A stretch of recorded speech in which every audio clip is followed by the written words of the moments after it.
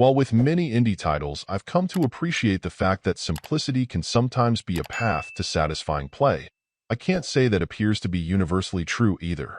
While the streamlined beat-em-up experience of something like One Finger Death Punch 2 can still capture the essence of the genre, and use a mix of humor and a satisfying challenge to your precision to feel fresh, not everything works as well.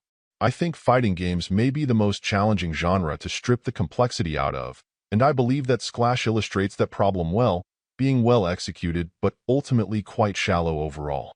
In the game's story mode, you'll play as a young samurai who is approaching the end of their training. Moving between enemies and some striking backgrounds, your skills will be tested as one by one you'll need to take on skilled enemies, trying not to fall to their lethal strikes. You'll also have the option to play against a friend locally, where you'll each need to work to feint, parry, counter, dodge, and strike, trying to outsmart each other more than necessarily outplaying them.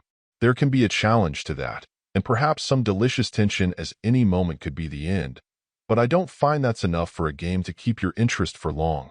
There have been some other titles in the space that have tried to run with this formula, and have met with some mixed results at best.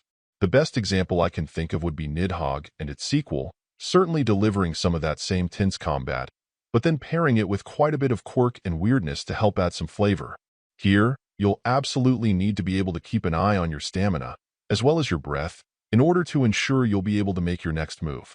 It's a bit of a mix of a game of chicken and who can react quicker when playing a friend, but against the CPU I consistently felt like I needed to anticipate moves more than react to them, making the parry feel weird and inconsistent.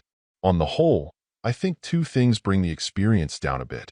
The first is that the focus is so narrow and ultimately your options are so limited that it's hard to feel like the gameplay can remain compelling for long. The second is that whether you're going up against a friend or the CPU, the fatigue doesn't take long to set in. Mix in what feels like some responsiveness issues when tackling your CPU opponents, and while I'm sure there's a specific audience who enjoys this sort of challenge, there's not enough to dig your teeth into here to make it worth recommending. Overall, my final score for the game ended up being a 6.4. And if you're interested in picking it up, it's currently available on the Switch eShop for $9.99. Thank you for taking the time to listen to this review. And if you'd like more information or ideas of indie games worth checking out on Switch, be sure to click on the link provided in the description. Until next time.